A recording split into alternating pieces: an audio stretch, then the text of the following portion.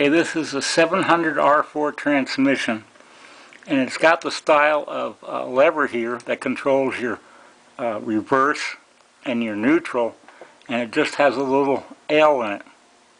Now there's a clip on here, and I know you can't see it very well, and I will show it to you a little bit later. When that clip breaks, this little rod can come out, and then you immediately lose your reverse and neutral, because this is the piston that controls reverse and neutral. You got all your forward gears, you just don't have the others.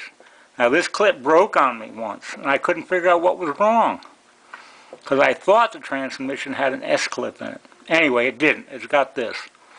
Next time you take off if you have a 700R4, the next time you take off your oil pan to change the filter, see if you got one of these little clips. It's just a straight in, there's no jog on it. If you do, I would seriously recommend you get a spare clip. They come in a lot of the Holley rebuild carburetor clips as a retaining clip. You can also get them at a transmission shop. I would get that, and I'd put it in like a pill bottle or an aspirin bottle or some kind of larger container that you won't lose. If you just put this in your glove box, you're going to lose it. That way, if you're out traveling someplace like Baird, Nebraska, Joe's, Colorado, Pumpkin Vine, Wyoming, and it goes out, you get to a shop or someplace that can take you where you have a lift or something, you can get to it. You'll have the clip. It takes like 2 minutes or less to put it in. You spend more time taking the pan off and all that and draining the oil.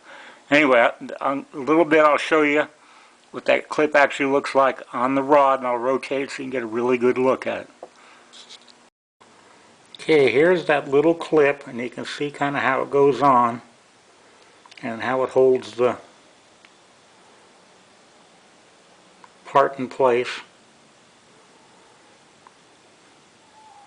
Like I say, if you've got one of these on your 700R4, I think it would be a really good idea to have a spare with you. Because when mine broke, I had to go to a couple of places, and finally the last transmission shop I went to had some. And then once we knew what it looked like, my buddy said, "Oh, hey, you know, I've got a couple of them in a carburetor kit." So he gave me this one. It was real easy to snap in. It took about, 10 seconds to snap it in, and a couple hours to tear it all down just to get to it. If you have one of these, I'd kind of recommend you get one of those transmission cover pans that has an oil drain so you can save your oil. But whatever you think's best. And if I have forgotten to tell you, thank you for watching my video. Remember, this is that linkage lock. It's out of a 700R4 transmission. And I don't know if it's a later modification, an early modification, and it doesn't really make any difference, because if it went into a repair shop, they could throw anything into it. So you may have the last one built and still have this in because it went to a repair shop. Thank you again. Okay, what we're looking at here is a 700R4 transmission.